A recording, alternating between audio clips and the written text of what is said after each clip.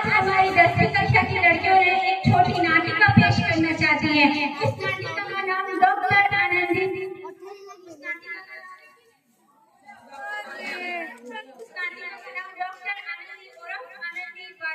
एक लड़की अपने संघर्ष से भरी जीवन को पार करके एक डॉक्टर बनी। जो समय में एक नारी का कोई परिचय नहीं था, उस समय उसने अपना परिचय खुद बनाया। आइए देखते हैं हमारी आनंदी की कहानी।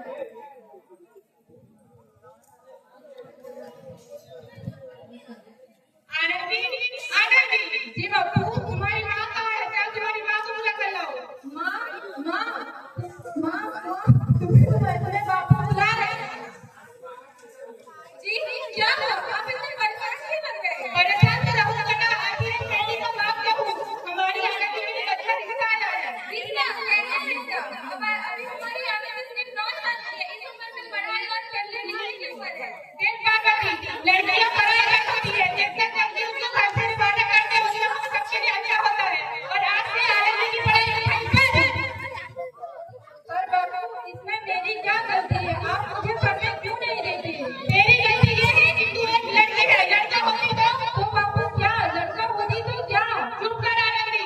और ये ऐसा बात है, तुझे बचपन में मार नहीं दिया, बचपन में अपने कर्म की बात बना, तुझे प्यार से बचपन सुनी नहीं पड़ती। पर बाबू, मुझे पढ़ लिख कर डॉक्टर बनना है। पढ़ाई पढ़ाई पढ़ाई, आगे तेरी पढ़ाई लिखाई कर।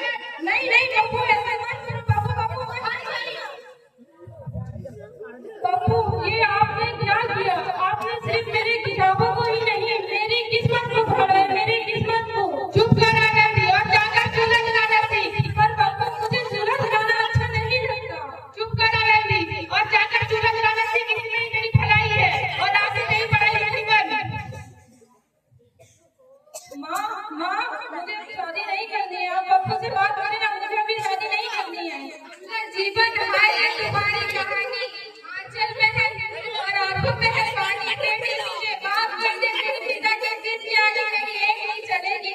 हम सबकी भलाई इसी में है कि पिता की बात मानकर शादी कर ले।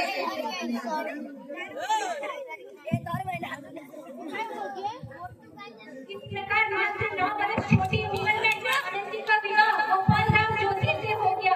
आज सामाजिक अपराध है और 5 साल बाद आनंदी 14 साल की हो गई, लेकिन उसके कमाल से उसका संबंध नहीं रहा। आगे आओ देखते हैं आगे क्या होता है। इतना बुखार है, दवाई देने के बाद भी बुखार उतर नहीं रहा है। आनंदी, हमारे बेटे को क्या हुआ है? देखिए ना, इसे इतना बुखार है, मैंने इसे दवाई दी, फिर भी बुखार उतर नहीं रहा है। दिखाना, से कौन सी दवाई दी है? ये दवाई दी है। अरे ये क्या किया तुमने? ये तो बड़े लोगों की दवाई है। बेटा आंखें खोलो, बेटा आंखें खोलो, तुम्हें तुम्हारी माँ बुला रही है। बेटा आंखें खोलो, बेटा। देखिए नहीं, आंखें नहीं खोल रहा है। अभी कभी नहीं आंखें खोलेगा। नहीं, कोई मुझसे मेरा बेटा नहीं जीत सकता। बेटा आंखें खोलो, बेटा आंखें खोलो। पागल मत बनो आनंदी, पागल मत बनो।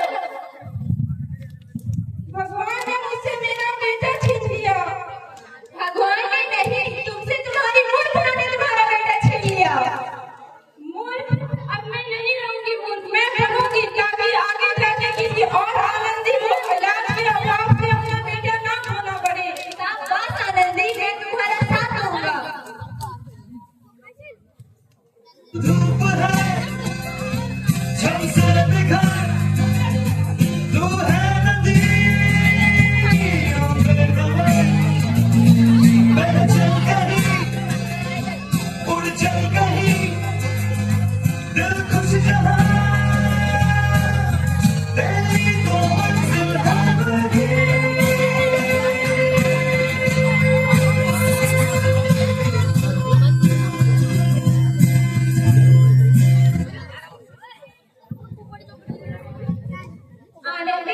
आनंदी, तुम्हारी 12वीं की रिजल्ट आ चुकी है और तुम फर्स्ट आई हो। तुम्हें स्कॉलरशिप मिली है। ये लो विदेश जाने की टिकट। विदेश? पर मैं अकेली कैसे जाऊंगी विदेश? तुम क्या गवार हो जो अकेली विदेश नहीं जा सकती? गवार नहीं हूँ मैं, गवार मैं अब जाऊंगी।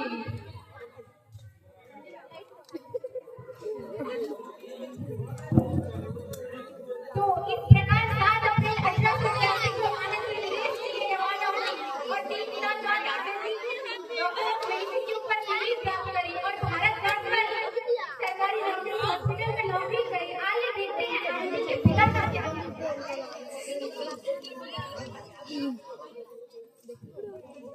अब मुझे लगता है कि मैं नहीं बचूंगा, मेरे जाने का समय आ चुका है।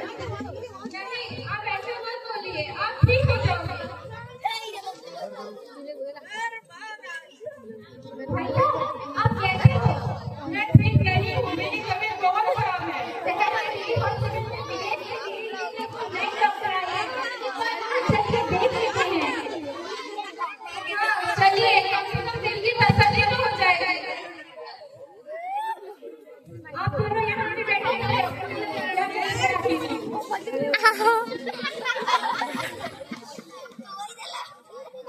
डॉक्टर किसी दूसरे पेशेंट को देखकर आ रही है। डॉक्टर आ रहे हैं। आपको क्या हो रहा है? मेरे तबीयत बहुत खराब है।